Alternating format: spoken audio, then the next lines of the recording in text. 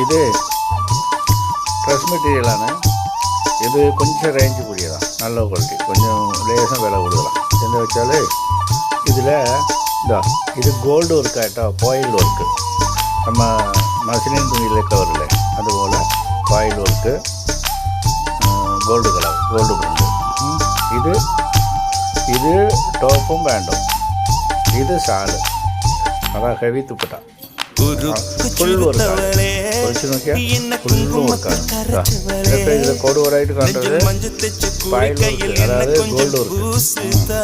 അതിൻ്റെ ഒന്നൊന്നും ആ കളർ വേറെ വേറെ ചേഞ്ച് കളർ, ഇതെല്ലാമേ ഫയൽ വർക്ക്. അതാ നോക്കി നമ്മുടെ ക്യാമറ, നമ്മുടെ ഫോണേ கொஞ்சம் பழைய கேமரா